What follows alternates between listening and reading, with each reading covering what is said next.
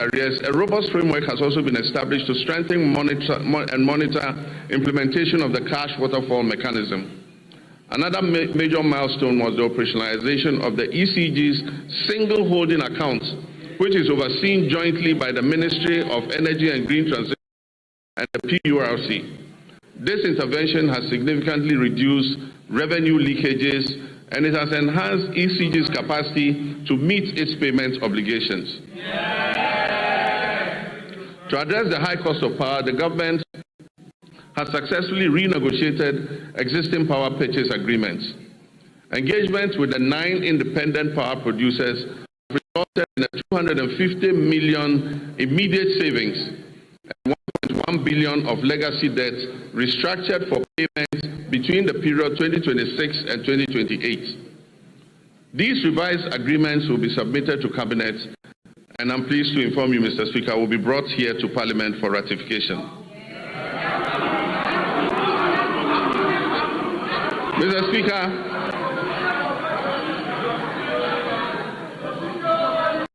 under the Rural Electrification Program, 200 out of the 400 targeted communities have been connected to the national grid, with a further 100 at various stages of completion.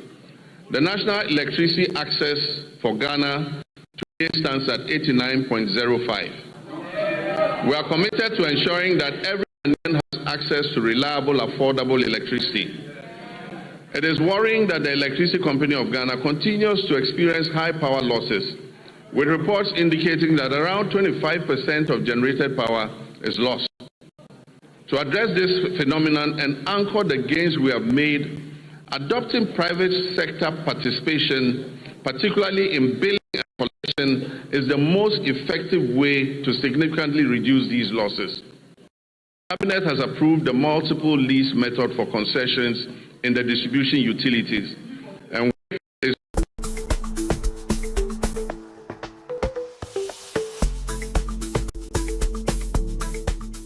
megawatts of solar power. In the distributed solar sector, 30 megawatts was achieved through rooftop installations, bringing our total installed capacity to 250 megawatts of solar, and this represents 5% of renewable energy in our entire generation mix. A few months ago, I broke ground for a 200 megawatt solar power project at the Dawa Industrial Zone, with the first 100 megawatts scheduled for completion in December 2026. Green Transitions is constructing 35 mini grids to serve 47 islands and lakeside communities in the Oti, Savannah, and Bono East regions. The ministry also supplied 12,000 new smart net meters at the end of the first quarter of this year, 2026. And under the off-grid solar home system for public institutions, delivery of materials for the first phase of 350 systems has commenced.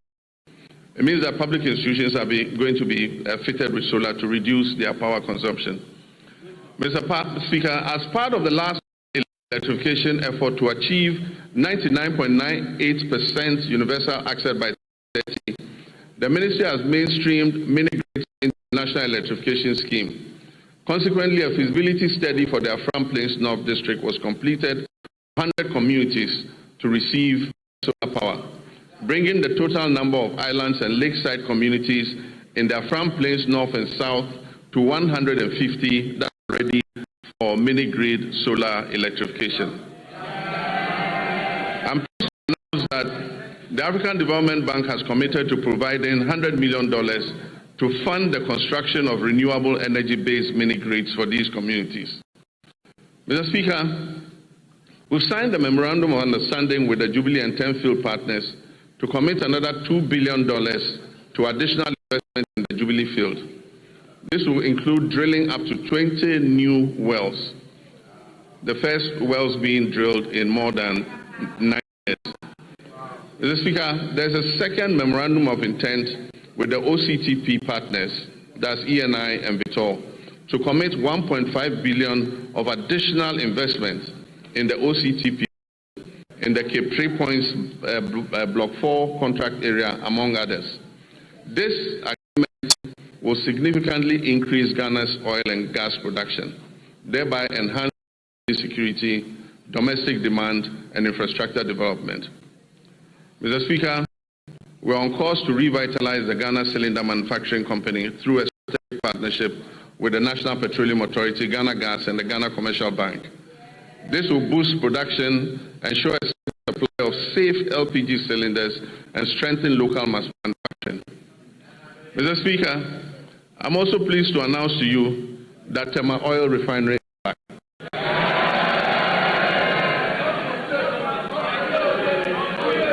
The new management of the refinery has successfully completed extensive turnaround maintenance, and I'm pleased to inform you that this August House that for the first time since 2018, the refinery has commenced processing of crude oil into petroleum products again. So, Mr. Speaker, let me assure our countrymen and women that the energy sector reforms continue unabated. I remain committed to turning around the sector, strengthening its foundations, and ensuring reliable, affordable, and sustainable energy security for our nation. Mr. Speaker, agriculture remains central to our national renewal. Since January 2025, this administration has embarked on a decisive reset of Ghana's agricultural sector under our Agriculture for Economic Transformation agenda, with the Feed Ghana program serving as the flagship vehicle for implementation. Our objective is clear: to restore food sovereignty, stabilize food prices, reduce import dependence, increase decent jobs, especially for youth, and reposition agric as a strategic growth sector under our 24-hour economy policy.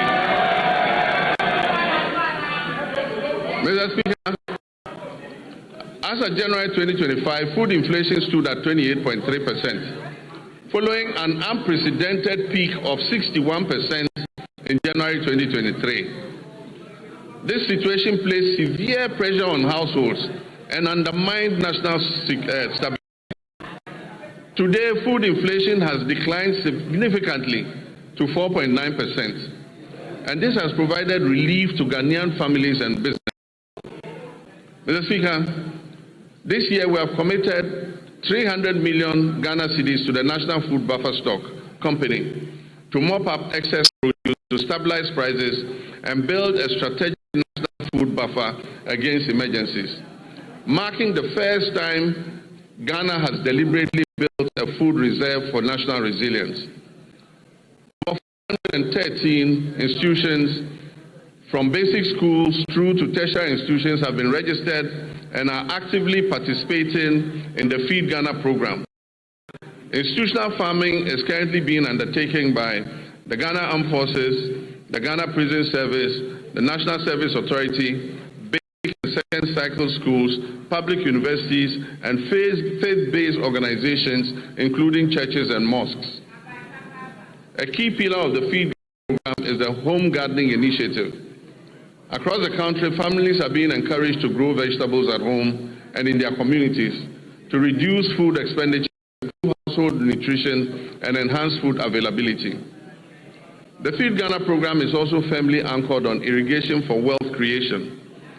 The government is deliberately shifting our agriculture from rain-fed dependence to irrigation-based farming to support year-round production and also strengthen our climate resilience.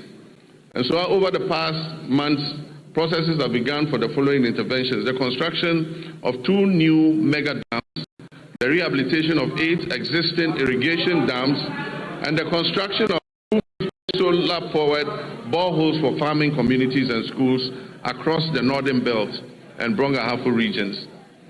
In addition, major irrigation schemes, including the Via, Weta, Bong, Ashaman, and Aveime, are undergoing rehabilitation, while new inland valleys covering over 1,300 hectares are being developed to expand rice production. Under the Global Agriculture and Food Security Program, we have a 20 million agro-input distribution project to strengthen food and nutrition security across the northern Savannah ecological zone. This project is being implemented in 12 districts across 6 regions, with a target of 50,000 farming households, including 30,000 women and youth.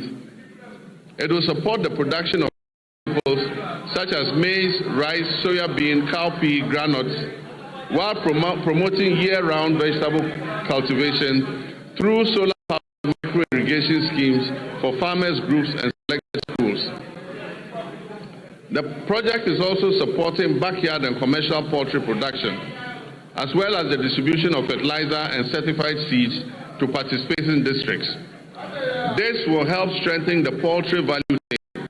We're working to fulfill the promise of establishing farmer service centers across the country to modernize agriculture. Procurement processes are underway for a total of 660 tractors, 400 combined harvesters, and other agricultural equipment and implements. The first 11 farmer service centers will begin construction this year,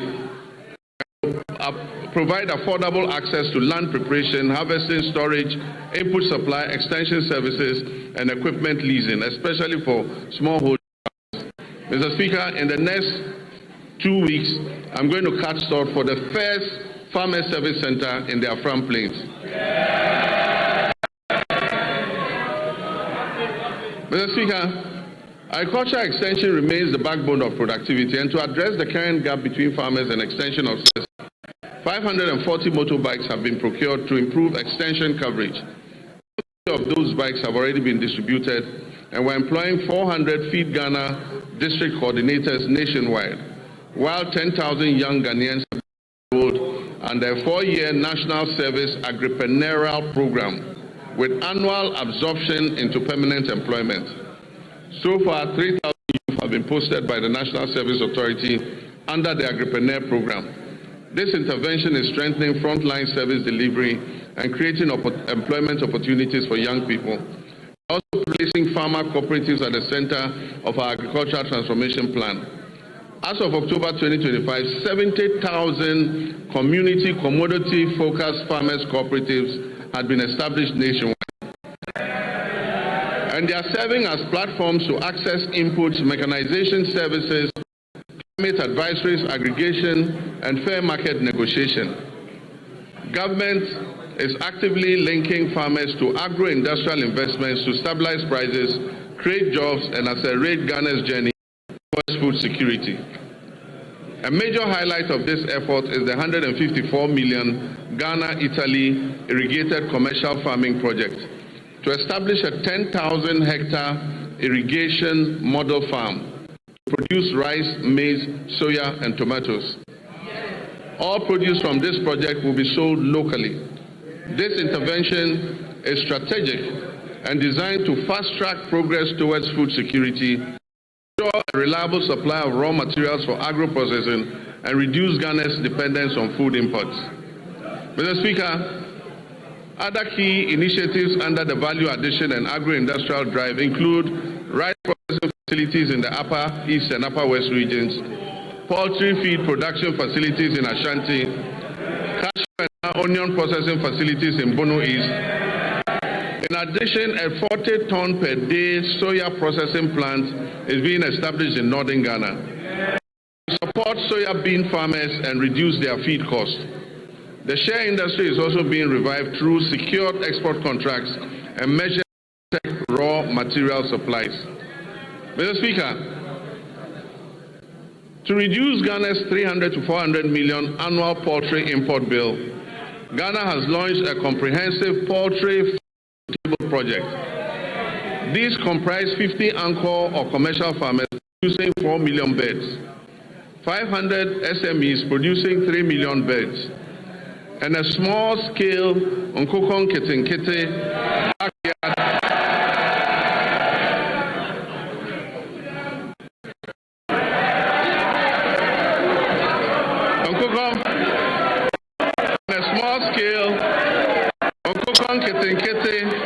backyard poultry program that is targeting 3 million birds nationwide, with emphasis on women and young children. Mr. Speaker, the Nkoko Nketenkete program is underway as I speak. And the target is to reach 60,000 households. Even before I launched the Nkoko Nketenkete program, 720 beds had been distributed during the to 13,000 farmers in 12 districts. I recently opened a poultry processing factory in Bichim to support expected production growth in the poultry sector. Mr. Speaker, education is important, and it remains pivotal to our national transformation agenda. In this regard, the year 2025 was both eventful and momentous for Ghana's education sector. I'm pleased to report that all the flagship initiatives and commitments that were contained in our Reset Agenda Manifesto have been faithfully honored during the year under review. The No Fee Stress initiative was successfully launched in Korea, and as I speak has benefited over 152,000 young people, first-year students in public tertiary universities. The number of beneficiaries this year is projected to reach 220,000 first-year students. In collaboration with the Student Loan Trust Fund, I have good news for law students. Law students in Ghana will also be now able to access the student loan scheme to pursue their legal education. Speaker, the free tertiary education policy for persons with disability has also been launched and is now fully benefiting all eligible persons with disabilities enrolled in our tertiary institutions nationwide. Mr. Speaker, the 2025 academic year saw a stable, uninterrupted supply of quality food to all our schools under the free senior high school program.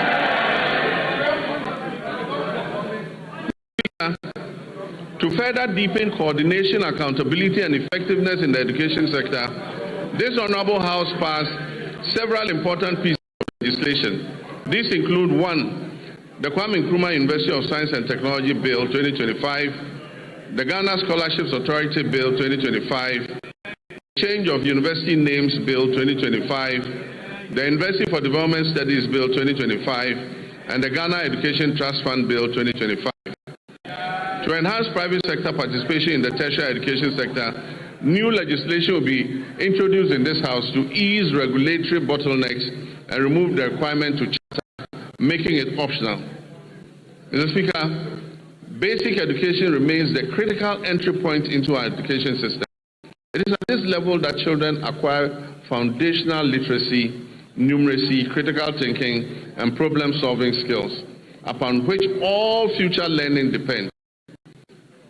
Government understands the importance of the basic sector and is therefore undertaking a major policy shift to rebalance our education investments in favor of basic education. As part of this shift, the standards-based curriculum for kindergarten to primary 6 is currently under review to incorporate robotics, coding, and the responsible integration of generative artificial intelligence. Additionally, as part of the ongoing curriculum review, artificial education will be introduced at an age appropriate and developmentally sensitive, with a strong emphasis on ethical use, data responsibility, critical thinking, and human values. Mr. Speaker, in response to the persisting challenge of schools under trees, this government has programmed a bold and decisive intervention for the 2026 financial year. This includes the construction of 200 kindergarten blocks, 200 new primary school blocks, 200 new junior high schools nationwide.